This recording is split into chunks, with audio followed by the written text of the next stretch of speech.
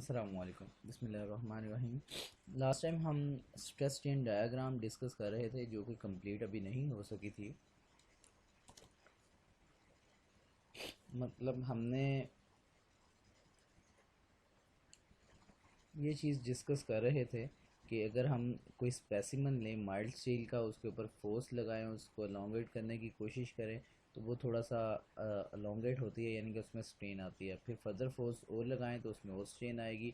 इसी तरह स्ट्रेन बढ़ती जाएगी और इसके अंदर रिएक्टिव फोर्सेस जो होंगी, जो पार्टिकल्स लगाएंगे एक दूसरे पर फोर्स ऑफ अट्रैक्शन की शक्ल में, इंटरनल रेजिस्टिव फोर्सेस पर यूनिट एरिया, वो स्ट्रेस कहलाती है। यानी कि अंदर स्ट्रेस जनरेट होगी फोर्स के अकॉर्डिंग। फर्दर अगर ज़्यादा फोर्स लगाएंगे और ज़्यादा स्ट्रेन होगी और ज़्यादा अंदर स्ट्रेस जनरेट होगी, और ज़्यादा फोर्स करेंगे और ज़्यादा स्ट्रेन होगी और ज़्यादा स्ट्रेस जनरेट होगी। तो ये लास्ट टाइम का हमारा ग्राफ था जिसको हमने डिस्कस किया था। आज हम थोड़ा आगे की बात करते हैं कि स्ट्रेस स्ट्रेन डायग्राम को इंशाल्लाह कंप्लीट करते हैं। इसमें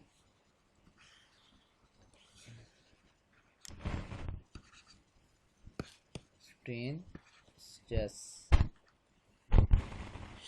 ये हमारी लीनियर रिलेशन था। स्ट्रेन जैसे जैसे बढ़ती जाती है स्ट्रेस बढ़ती जाती है, ठीक है। पहला पॉइंट प्रोपोर्शनल लिमिट का था, ठीक है, और दूसरा पॉइंट हमारा इलास्टिक लिमिट का था। और इसी तरह हमारा फिर फर्दर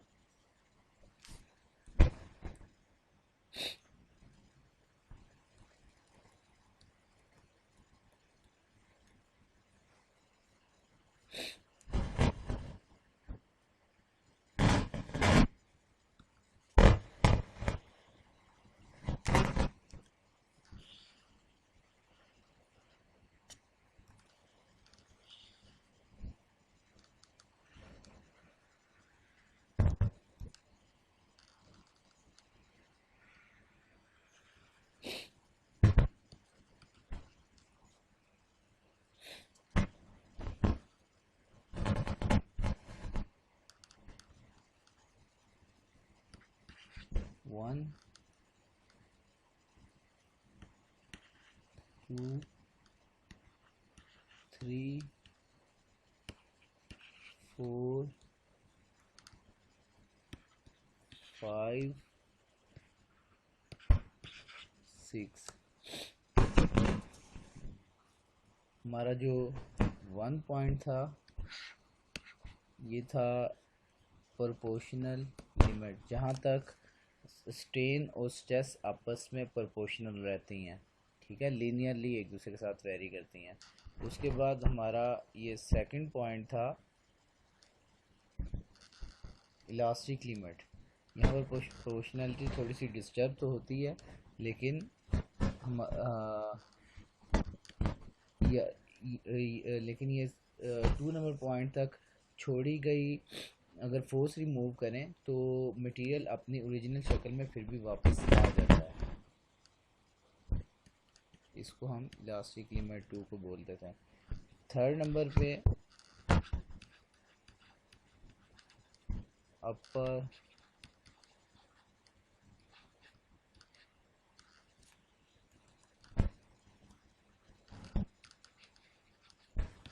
यील्ड पॉइंट, ठीक है, और 4 पे लोअर यील्ड पॉइंट।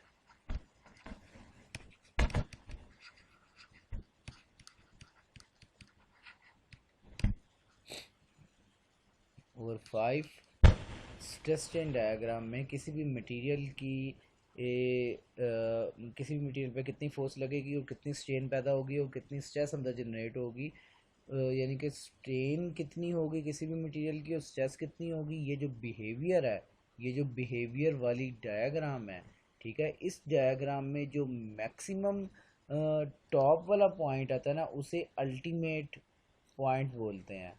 यानी कि मैक्सिमम स्ट्रेस जो कि कोई एक मटेरियल शो कर सकता है ना अपने टूटने से पहले, कि मैक्सिमम उसके पार्टिकल्स अपनी बॉन्डिंग को यूज़ करते हुए मैक्सिमम जो जोर लगा सकते हैं उसको हम अल्टीमेट पॉइंट बोलते हैं या अल्टीमेट स्ट्रेंथ बोलते हैं।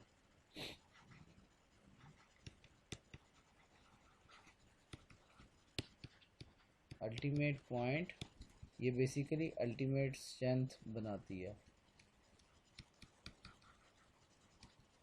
ठीक है। इतने मेगा पास्कल का जोर लगाएगा मटेरियल टूटने से पहले पहले, उसके बाद आखिर पे 6 पॉइंट पे रप्चर हो जाएगा, टूट जाएगा। रप्चर पॉइंट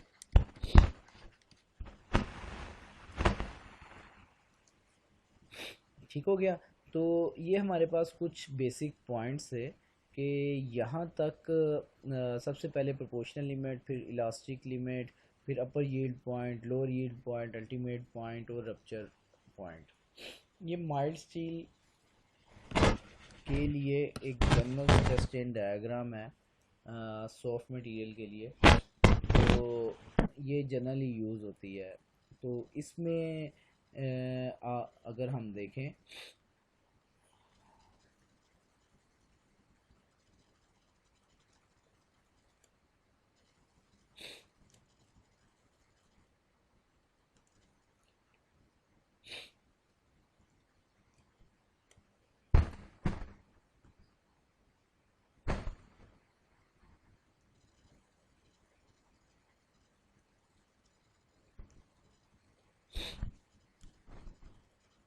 एक चीज़ मैंने आपको भी कभी बता नहीं सका,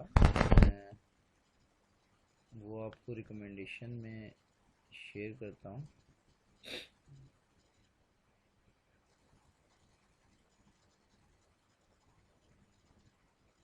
कि जो बुक है basically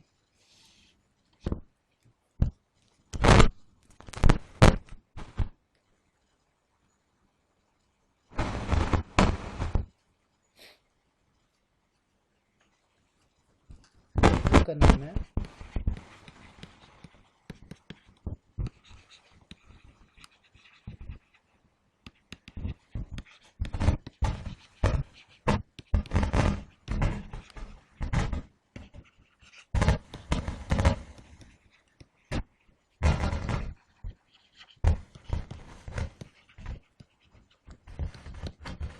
P beer and Johnson की बुक है। तो इसका लेटेस्ट वर्जन जो आपके पास अवेलेबल होगा वो लाइब्रेरी में भी अवेलेबल है वैसे, और आपके पास जो इंटरनेट पे होगा वो भी काइंडली वो देख लें। मेरे पास जो पड़ा होगा वो हुआ है वो भी मैं आपके साथ आपके सीआर को शेयर कर दूंगा। तो इस चीज़ को ज़रा आप देख लीजिएगा। इस बुक का सेकंड चैप्टर में एक डायग्राम है, ये वो जो लास्ट टाइम मैं आपके साथ बात कर रहा था कि हम एक स्ट्रेस स्ट्रेन डायग्राम के लिए एक स्पेसिमन कंसीडर करेंगे, एक स्पेसिमन लेंगे माइल्ड स्टील का, ठीक है। जैसे test specimen with tensile load, इसके ऊपर टेंसाइल लोड एक नीचे खींचने की कोशिश कर रहा है और यहाँ से हम इसे ऊपर खींचने की कोशिश करेंगे। ये एक मशीन है, इसके दरमियान में ये यहाँ पर ये स्पेसिमन लगाया गया, ठीक है। स्पेसिमन लगाया गया और इसको यहाँ से ऊपर से भी बांधा गया, नीचे से भी बांधा गया, और इसकी इसको ना ऊपर नीचे यानी कि टेंसाइल लोड के ज़रिए इसको खींचने की कोशिश कर रहे हैं कि ये, और फोर्स मेजर करेंगे कि इतनी फोर्स लगाई है तो इसके अंदर 7 स्ट्रेन गेजेस लगी हुई हैं जो कि स्ट्रेन मेजर करती हैं लम्हा ब लम्हा। तो हर टाइम के बाद वो करती है कि इतनी फोर्स लगाई है, अब कितनी स्ट्रेन होगी, फिर फोर्स बढ़ाएंगे, फिर कितनी स्ट्रेन होगी, फिर फोर्स बढ़ाएंगे, फिर कितनी स्ट्रेन होगी। तो स्ट्रेस हम जो है ना वो फाइंड आउट नहीं कर सकते एक्सपेरिमेंटली। एक्सपेरिमेंटली हम स्ट्रेस फाइंड आउट नहीं कर सकते। क्यों नहीं कर सकते? Stress is an internal property जो कि केमिकल लेवल से स्टार्ट होती है, ये चीज़ याद रखिएगा। स्ट्रेस केमिकल लेवल पे उसकी केमिस्ट्री के लेवल से स्टार्ट होती है, उसको मेजर करना एक्सपेरिमेंटली इंतहाई मुश्किल है। हम और हमारे सारे इक्विपमेंट्स एक्सटर्नल पे लगे होते हैं, इंटरनल पे तो नहीं लगे होते ना।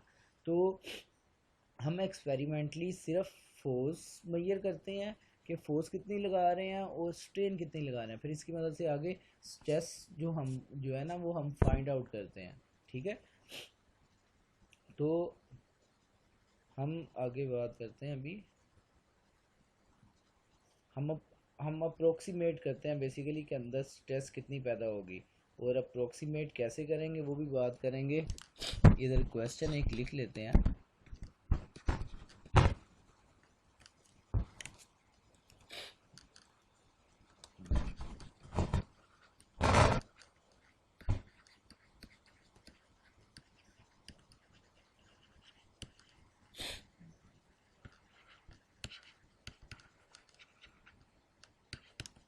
ठीक है, हाउ वी अप्रोक्सीमेट स्ट्रेस और हाउ वी फाइंड स्ट्रेस। ठीक हो गया। तो अ, हमारे पास ये जो स्ट्रेस डायग्राम था ना, ये मैंने लास्ट लेक्चर में भी आपको बताया था कि एक मशीन होती है जो इस स्पेसिमेन को खींचती है, यानी कि टेंसाइल लोडिंग इसके ऊपर लगाती है, और अगर फोर्स बढ़ाएं तो इसमें स्ट्रेन ज़्यादा होगी। तो हम स्ट्रेन इसकी ज़्यादा करते जाते हैं और अंदर ऑब्वियसली इसके रिएक्टिव फोर्सेस आएंगी, रिएक्टिव फोर्सेस उसको रोकने की कोशिश करेगी, तो यानी कि स्ट्रेस जनरेट होगी। तो हम हर फोर्स के मुकाबले में ना, तो इसकी स्ट्रेन बढ़ाते जा रहे हैं, इसमें स्ट्रेन जो प्रोड्यूस होनी है उसको बढ़ाते जा रहे हैं, और द स्ट्रेस जो होगी उसको हम अप्रोक्सीमेट करेंगे। तो ये बेसिकली इसका एक मशीन थी जिसको यूटीएस बोलते हैं, यूनिवर्सल टेंसाइल टेस्टिंग मशीन। ठीक है। और ये एक अगर हम इसको फोर्स लगा के खींचते जाएं तो पहले दरमियान से ये नेक्स फॉर्मेशन सी होगी। ठीक है। यानी कि मटेरियल थिन होगा, फिर वहाँ से वो टूट जाएगा आहिस्ता आहिस्ता। ठीक है, अलोंगेट होता जाएगा, फिर आहिस्ता आहिस्ता टूट जाएगा। तो ये इसकी स्ट्रेस स्ट्रेन डायग्राम बनाई है जैसे हमने बनाई थी, ये थोड़ी प्रिसाइज बनी हुई है। ठीक है। तो शुरू में ये देखें लीनियर रिलेशन है, फिर आहिस्ता इसमें यील्डिंग स्टार्ट हुई, यील्डिंग से होती हुई अल्टीमेट पे गई मैक्सिमम पॉइंट पे, फिर ये रप्चर हो गई। ठीक है। तो ये लो कार्बन स्टील का है। इसी तरह मटेरियल अगर चेंज करें तो उसका बिहेवियर भी चेंज हो जाएगा, कि कितनी स्ट्रेन होगी और कितना स्ट्रेस होगा। ठीक है। एलुमिनियम अलॉय का थोड़ा सा इस तरह का बिहेवियर है। इसी तरह ये हैं डक्टाइल मटेरियल्स। डक्टाइल मतलब थोड़े से सॉफ्ट मटेरियल्स जो होते हैं, मतलब स्टील में जो थोड़ा सॉफ्ट होता है। कुछ ऐसे स्टील भी हैं या कुछ ऐसे मटेरियल्स भी हैं कंपोजिट जो बहुत ब्रिटल होते हैं। ब्रिटल मतलब बहुत हार्ड होते हैं, यानी कि जैसे आपका शीशा है, ठीक है, ग्लास है ना, ग्लास। तो उसको अगर हम फोर्स लगा के डिफॉर्म करने की कोशिश करें तो आपको पता है वो बहुत कम डिफॉर्म होता है, और डिफॉर्म होने से पहले पहले, प्रोमिनेंटली डिफॉर्म होने से पहले पहले टूट जाता है। तो वो कैसे डिफॉर्म, उसकी स्ट्रेस डायग्राम कैसे बनेगी, यानी कि वो जो है ना लीनियर रिलेशन होगा स्ट्रेस स्ट्रेन डायग्राम का। फिर आगे प्लास्टिक डिफॉर्मेशन, परमानेंटली डिफॉर्म वाला जो रिलेशन है ना, जो रीजन है, वो आपको पता है कि आप गिलास पे जितनी मर्जी फोर्स लगाएं तो आपको ग्लास ऐसा नज़र नहीं आता होता कि वो फोर्स लगाने की वजह से टेढ़ा हो गया। ठीक है, वो टूटता ही है डायरेक्ट। यानी कि उसमें प्लास्टिक रीजन जो होता है ना, परमानेंटली डिफॉर्मेशन उसमें आ जाना, वो स्टेज उसमें इन्वॉल्व ही नहीं होती। ठीक है। तो इसलिए वो इस पॉइंट के बाद प्रोपोर्शनल लिमिट और इलास्टिक लिमिट के फ़ौरन बाद टूट जाता है। ठीक है, ब्रिटल मटेरियल्स, इनके हार्ड मटेरियल्स जैसे ग्लास है। ठीक है। तो जैसे ये दिखाया हुआ है कि स्ट्रेस स्ट्रेन डायग्राम हुई तो साथ ही वो फ्रैक्चर हो जाएगा। ब्रिटल मटेरियल्स के लिए स्ट्रेस स्ट्रेन डायग्राम कुछ इस तरह की होती है। तो ये एक ओवरव्यू था यूटीएस का, यूनिवर्सल टेंसाइल टेस्टिंग मशीन का। तो हम आगे वापस इस पर आते हैं कि ये कुछ पॉइंट्स आपने जहन में रखने हैं, और इसकी बेस पे हम आगे बात करते हैं कि बेसिकली कि हम स्ट्रेस को अप्रोक्सीमेट किस तरह करते हैं। अगर स्ट्रेस, क्योंकि हमने बात की है कि stress is an internal property.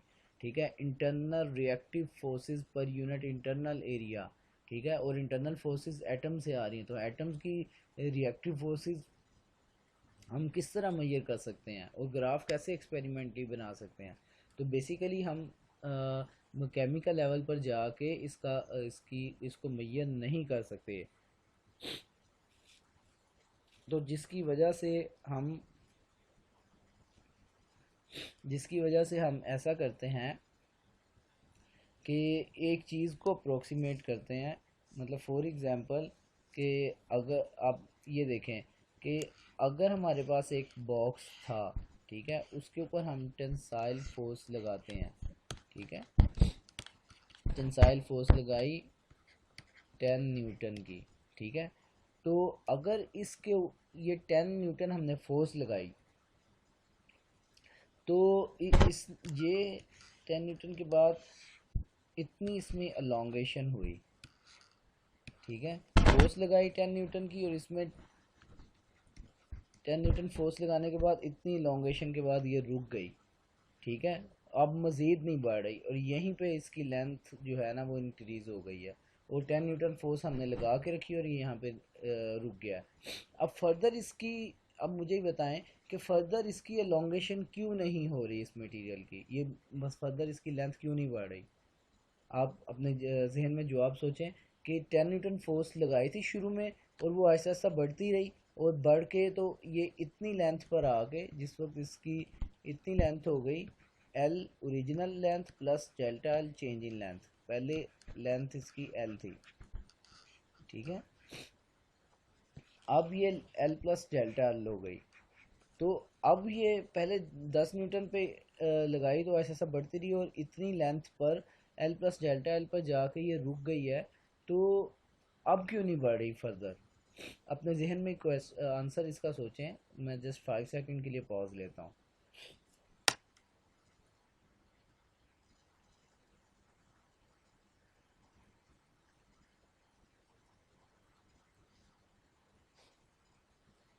जी, तो आपने में से बहुत सारे लोगों ने ये सोचा होगा कि जिस वक्त एक्सटर्नल अप्लाइड फोर्स, ठीक है, जिस वक्त एक्सटर्नल अप्लाइड फोर्स वो इंटरनल रिएक्टिव फोर्सेस जो पार्टिकल के हैं ना, ठीक है, वो उसके बराबर हो जाएगी। इंटरनल रिएक्टिव फोर्सेस जो हैं वो आहिस्ता आहिस्ता बढ़ते बढ़ते वो एक्सटर्नल के बराबर हो जाएंगी। ये भी जब 10 न्यूटन फोर्स लगाने लग पड़ेंगी ना, तब ये इंटरनल रिएक्टिव फोर्सेस और एक्सटर्नल रिएक्टिव फोर्सेस बराबर हो जाएंगी और मटेरियल उस जगह पर रुक जाएगा, अब इससे ज़्यादा नहीं होगा क्योंकि इंटरनल और एक्सटर्नल आपस में बैलेंस हो गई हैं, ठीक है। जब sum of all forces are equal to zero हैं, ठीक है, उसके बाद मटेरियल मूव होना बंद कर जाएगा, ठीक है, इसके बाद कोई चेंज इसमें नहीं आएगी, ये यहीं पे रुक जाएगा। तो अंदर पैदा होने वाली रिएक्टिव फोर्सेस जो हैं वो लेट्स सपोज 10 न्यूटन, ठीक है, 10 न्यूटन है डिवाइडेड बाय इसका क्रॉस सेक्शन एरिया जो भी है, ठीक है, इंटरनल रिएक्टिव फोर्सेस पर यूनिट एरिया, ठीक है, इंटरनल एरिया इतना है जो कि एक्सटर्नल एरिया के बराबर है, ठीक है, और दूसरे लफ्ज़ों में इंटरनल एरिया भी बराबर है एक्सटर्नल एरिया के और इंटरनल जो रिएक्टिव फोर्स है वो भी एक्सटर्नल रिएक्टिव फोर्स के बराबर है, ठीक है। तो जब हमें पता है कि अगर मटेरियल के ऊपर फोर्स लगी है और वो अपनी जगह पर रुका हुआ है, उसकी लेंथ इतनी इंक्रीज हो गई हुई है, ठीक है, तो हम कह सकते हैं कि इंटरनल जो पैदा होने वाली रिएक्टिव फोर्सेस हैं वो एक्सटर्नल अप्लाइड फोर्सेस के बराबर हैं। तो हम कह सकते हैं कि जो अंदर पैदा होगी वो एक्सटर्नल के बराबर ही है, ठीक है। तो इस वजह से हम जितनी फोर्स पर यूनिट जितने एरिया पे लगाते हैं उसी से हम इंटरनल जो स्ट्रेस है ना, internal force per unit area, उसको अप्रोक्सीमेट कर लेते हैं। जब हमें पता है कि एक्सटर्नल और इंटरनल आपस में बराबर हैं, ठीक है, तो इंटरनल हमने फाइंड आउट करनी थी, तो एक्सटर्नल अगर पता है तो एक्सटर्नल जितनी हमने लगाई है, ठीक है, जो कि 10 न्यूटन है डिवाइडेड बाय दैट किसी एरिया पे लग रही है, ठीक है, तो हम फोर्स पर यूनिट एरिया जो एक्सटर्नल है वही वाला इंटरनल के बराबर ले लेते हैं। ये अप्रोक्सीमेशन है, लेकिन ये याद रखें स्ट्रेस का unit external force per unit external area नहीं है। स्ट्रेस का असल definition internal reactive force per unit internal area है, लेकिन ये हमें स्टैटिक्स के लॉ से पता है, क्योंकि बॉडी रेस्ट हालत में है या रुकी हुई है, इस वजह से sum of all forces are equal to zero, और इंटरनल फोर्स और एक्सटर्नल फोर्स आपस में बराबर होंगी। एक्सटर्नल क्योंकि 10 न्यूटन है तो इंटरनल भी 10 न्यूटन होगी। एक्सटर्नल एरिया क्योंकि इतना है तो इंटरनल भी इतना होगा। अगर एरिया वेरी करता है तो हम आपस में जो है ना उसको चेक कर लेंगे कि इंटरनली स्ट्रेस कितनी थी, फोर्स कितनी थी और एरिया कितना था। ठीक है, ये चीज़ आपने जहन में रखनी है कि इसको स्ट्रेस को अप्रोक्सीमेट जो है ना, स्ट्रेस को approximate external applied force per unit external area के ज़रिए किया जाता है। तो जितना एक्सटर्नल होता है उतना ही बेसिकली इंटरनल होती हैं। तो ये अप्रोक्सीमेशन आप लोगों ने जहन में रखनी है।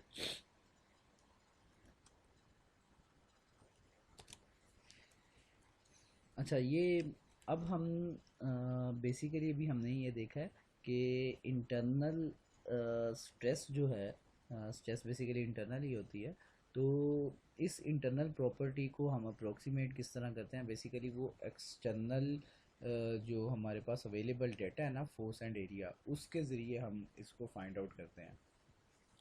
ठीक है, तो internal stress sigma is equal to force per unit area. Basically ये होता है internal force per unit internal area, लेकिन इसको हम external force per unit external area के साथ अप्रोक्सीमेट करते हैं।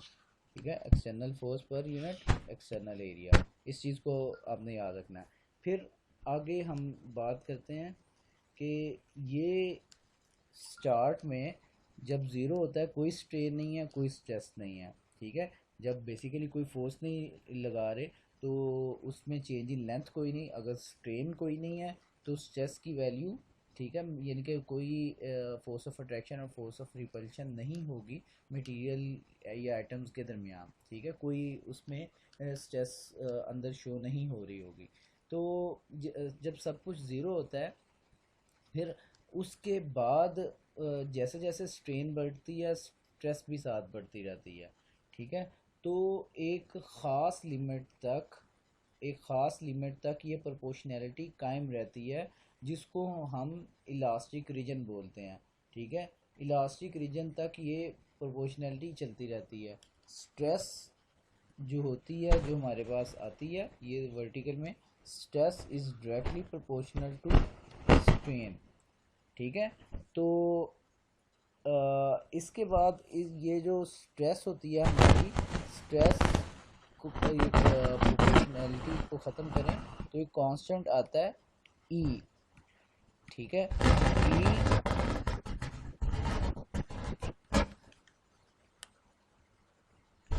ई को कहते हैं इलास्टिक मॉडुलस ऑफ इलास्टिसिटी।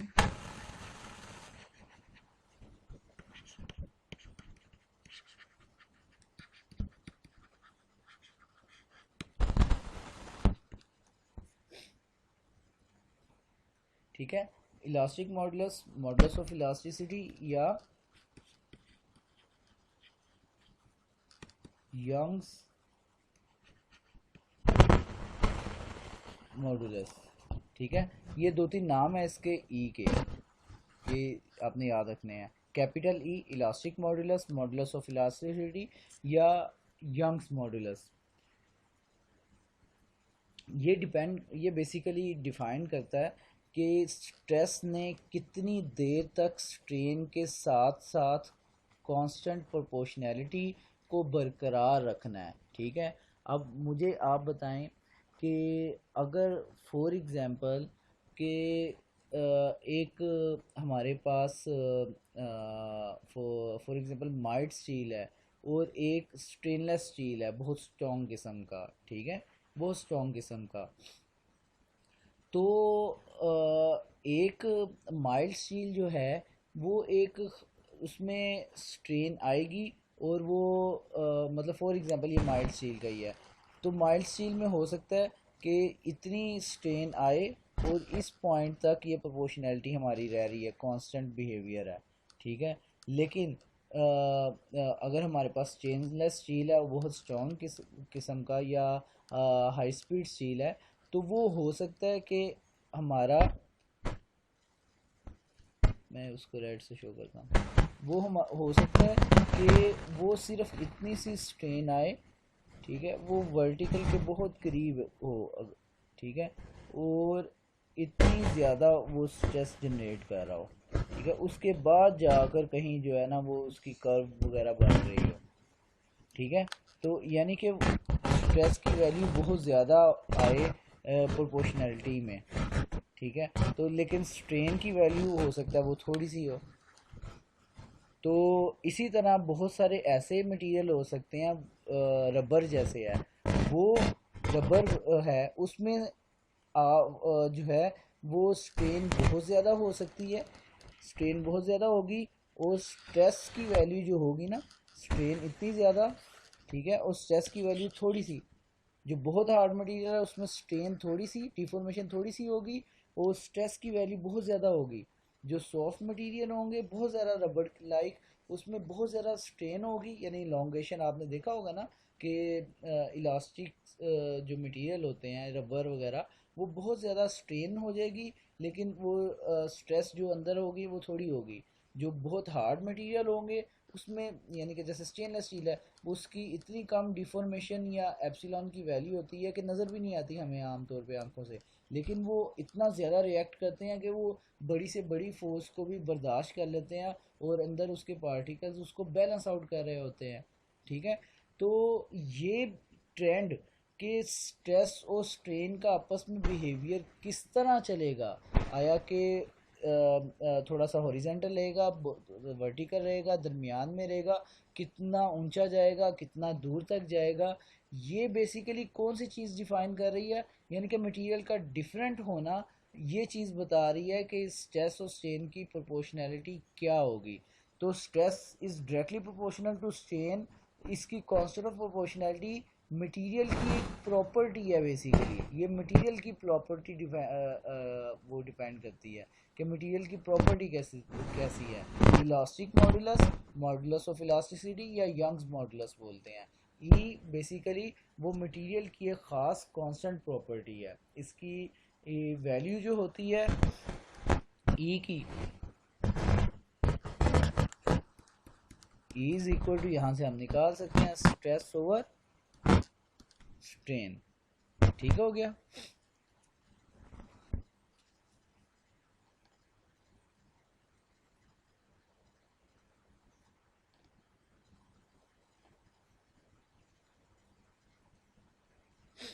अब इस चीज़ को थोड़ा सा अगर हम ऑब्जर्व करें कि ई की वैल्यू ज़्यादा कब होगी, किस मटेरियल की वैल्यू ई की ज़्यादा होगी, कि वो उस मटेरियल की इस थोड़ा को आप देखें कि उस मटेरियल की ई की वैल्यू ज़्यादा होगी जिसमें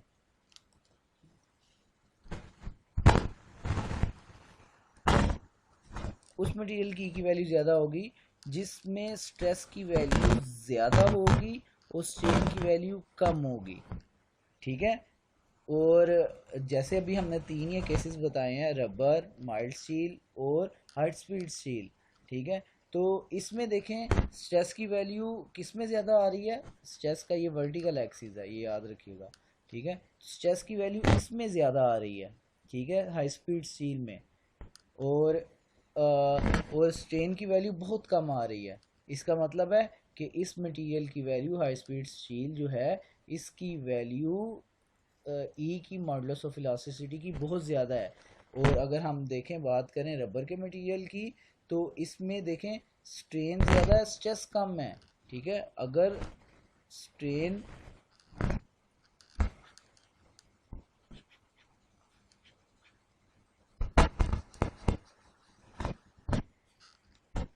अगर स्ट्रेन ज़्यादा हो जाए और स्ट्रेस कम हो जाए, तो ये स्ट्रेस के कम होने से और ये नीचे वाली वैल्यू जितनी बड़ी होगी और ऊपर वाली जितनी छोटी होगी, मॉडुलस ऑफ इलास्टिसिटी की वैल्यू कम हो जाएगी। तो ये रबर के मटेरियल के लिए कम हो जाएगी। इसी तरह माइल्ड स्टील की दरमियानी वैल्यू इसके लिए दरमियानी सी आएगी। तो ये याद रखें कि जिसकी मॉडुलस ऑफ इलास्टिसिटी की वैल्यू ज़्यादा होगी उसकी रिएक्टिव जो स्ट्रेस है ना, reactive force per unit area stress, उसकी वैल्यू ज़्यादा होगी और उसकी जो एप्सिलॉन की वैल्यू है ना वो कम होगी। ठीक है। Modulus of elasticity technical term में हम इलास्टिक उसे बोल देते हैं जो ज़्यादा खींचता है। ठीक है। जो लॉन्गेट ज़्यादा होता है, जैसे हम घरों में बोलते हैं कि ये इलास्टिक देना, तो वो लेमैन के लिए तो ठीक है, लेकिन technically engineering point of view से या mechanical engineering point of view से जिस प्रोडक्ट की स्ट्रेन की वैल्यू ज़्यादा होती है और वो स्ट्रेस कम जनरेट कर रही होती है, यानी कि उसके अंदर स्ट्रेस कम जनरेट होती है, स्ट्रेन ज़्यादा होती है, उसकी मॉडुलस ऑफ इलास्टिसिटी या इलास्टिसिटी की वैल्यू कम होती है। जिस मटेरियल की स्ट्रेन कम होती है और स्ट्रेस की वैल्यू ज़्यादा होती है, उसकी ई की वैल्यू, इलास्टिसिटी की वैल्यू ज़्यादा होती है। अब मुझे ये बताएं कि रबड़ ज़्यादा इलास्टिक है या स्टील ज़्यादा इलास्टिक है। ठीक है। वैसे रूटीन लाइफ में किसी से पूछें कि रबर ज़रा इलास्टिक है या स्टील ज़रा इलास्टिक है, तो वो यही कहेगा रबर ज़रा इलास्टिक है, क्योंकि हम लोगों को यही पता है कि जो चीज़ जितनी ज़रा लॉन्गेट हो जाती है शायद वो इलास्टिक कहलाती है ज़्यादा। लेकिन टेक्निकली मॉडुलस ऑफ इलास्टिसिटी का फार्मूला स्ट्रेस ओवर स्ट्रेन है, तो जिसकी जो ज़्यादा स्ट्रेस जनरेट करती है उसकी ई की वैल्यू इलास्टिसिटी की वैल्यू ज़्यादा होती है, और स्ट्रेन अगर कम हो तो वो मॉडुलस ऑफ इलास्टिसिटी की वैल्यू ज़्यादा होती है। ठीक है। तो वो स्टील की स्ट्रेन भी कम है और स्ट्रेस की वैल्यू भी ज़्यादा है, इसलिए मॉडुलस ऑफ इलास्टिसिटी की वैल्यू बहुत ज़्यादा होगी, और रबर के केस में इसके उल्ट है। तो ये याद रखना है टेक्निकली कि कोई भी आपसे पूछे कि रबर ज़्यादा इलास्टिक है या स्टील ज़्यादा इलास्टिक है, तो आपने हमेशा याद रखना है कि स्टील ज़्यादा इलास्टिक है, और हर वो मटेरियल ज़्यादा इलास्टिक है जो एप्सिलॉन की वैल्यू जो हमारी स्ट्रेन है वो कम शो करता है, और स्ट्रेस जो है ना वो ज़्यादा देता है। ठीक है। यानी कि स्ट्रेस पर यूनिट स्ट्रेन की वैल्यू ज़्यादा होगी तो इलास्टिसिटी की वैल्यू ज़्यादा होगी। स्ट्रेस पर यूनिट स्ट्रेन की वैल्यू, अगर स्ट्रेस पर यूनिट स्ट्रेन की वैल्यू वो कम होगी तो उसकी इलास्टिसिटी की वैल्यू भी कम होती जाएगी। ठीक है। ये सिंपल सी इसकी डेरिवेशन आपने ये याद रखनी है। इसके अलावा स्ट्रेस को फर्दर जो है ना हम वो कर सकते हैं, थोड़ा सा ब्रीफ भी कर सकते हैं, मैं भी आपको करके बताता हूँ। इसी तरह हम थोड़ी सी और बात करें कि बहुत सारे प्रॉब्लम्स आएंगे, उसमें हमने किसी भी मटेरियल की चेंज इन लेंथ निकालनी होती है। चेंज इन लेंथ की वैल्यू क्या है। फॉर एग्जांपल पहले अगर लेंथ थी फोर्स लगने के बाद, ठीक है, फोर्स लगने के बाद वो L प्लस डेल्टा L हो गई। ठीक है। तो इसमें डेल्टा L की वैल्यू फाइंड आउट करना मकसद होता है कि चेंज इन लेंथ कितनी हो गई है, बाद में फाइनल कितनी बनेगी। अगर हमें फोर्स पता हो, लेट्स सपोज 10 न्यूटन है, ठीक है, और इसका cross section area let's suppose 0.1 metre square है। ठीक है। तो और इनिशियल लेंथ लेट्स सपोज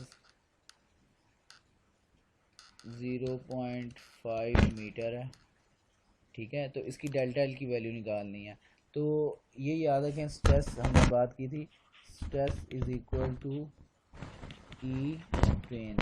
ठीक है। तो यहाँ से स्ट्रेस की वैल्यू क्या होती है, force per unit area is equal to रखें, और स्ट्रेन क्या होती है, delta L over change in length per unit original length strain. ठीक है। इसको अरेंज कर लें अगर हम, तो delta L is equal to F L over A T. ठीक है। यहाँ से हमें फोर्स भी पता है, ओरिजिनल लेंथ भी पता है, क्रॉस सेक्शन एरिया भी इनिशियल पता है, इनकी वैल्यू मटेरियल प्रॉपर्टी की, यानी कि मटेरियल कौन सा है, माइल्ड स्टील है तो उसकी एक ख़ास ई की वैल्यू पता होती है, ठीक है, आपको नेट से मिल जाएगी। अगर स्टेनलेस स्टील है, एसएस स्टेनलेस स्टील है, एसएस बोलते हैं स्टेनलेस स्टील को, तो उसकी भी ई की वैल्यू गिवन होती है। अगर एलुमिनियम है, ठीक है, तो उसकी भी ई की वैल्यू गिवन होगी, ठीक है। अगर ई की वैल्यू भी गिवन है, एल भी गिवन है, सारा गिवन है, तो डेल्टा एल हम फाइंड आउट कर सकते हैं, कोई इशू नहीं है। तो इस तरह हम प्रॉब्लम्स अपने सॉल्व किया करेंगे। तो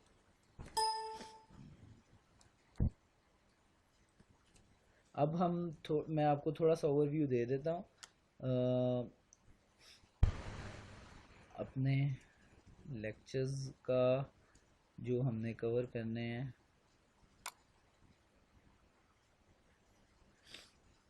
ये पी बियर एंड जॉनस्टन जो है ना, ठीक है, इसकी बुक आपने वो ले लें। पीडीएफ फॉर्म में भी मैं आपके सीआर को शेयर करूँगा। सीआर से रिक्वेस्ट है कि वो काइंडली मुझसे बुक के सिलसिले में कांटेक्ट करें, ठीक है। तो इस फर्स्ट स्लाइड में, फर्स्ट चैप्टर के स्लाइड्स कुछ बनी हुई हैं। इसमें कंसेप्ट ऑफ स्ट्रेस दिया हुआ है। The main objective of the study of mechanics of material is to provide the future engineers with the means of analyzing and designing various machines and load bearing structures, ठीक है। Mechanics of materials का objective कुछ बता रहा है साथ साथ कि फ्यूचर इंजीनियर्स को मतलब एक स्टडी प्रोवाइड करता है with the means of analysing and designing, के वो एनालिसिस भी करना है और डिज़ाइन भी करना है मुख्तलिफ मशीन और लोड बेरिंग स्ट्रक्चर्स को, ठीक है। तो इसी तरह both the analysis and design of given structure involve the determination of stress and deformation strains, यानी कि तो सारे के सारा एनालिसिस और डिज़ाइन वो बेस ही इन चीज़ों पे करता है कि हम किस तरह स्ट्रेस और डिफॉर्मेशन फाइंड आउट कर सकते हैं। ये मैकेनिक्स ऑफ मटेरियल सब्जेक्ट है, तो फोर्सेस और उसके अफेक्ट्स की स्टडी को मैकेनिक्स बोलते हैं ना।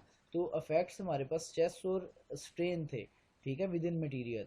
तो इसी वजह से हम स्ट्रेसेस और डिफॉर्मेशन या स्ट्रेन की डिफॉर्मेशंस की स्ट्रेन्स को डिटरमिन जब करेंगे तो हमें एनालिसिस और डिज़ाइन में असिस्टेंस मिलेगी। This chapter is devoted to the concept of stress.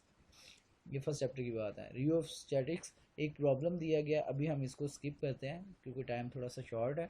तो इसमें एक्सियल लोडिंग दी गई है। एक्सियल लोडिंग ऐसी है जो बॉडी के एक्सिस के अलोंग लगती है, ठीक है।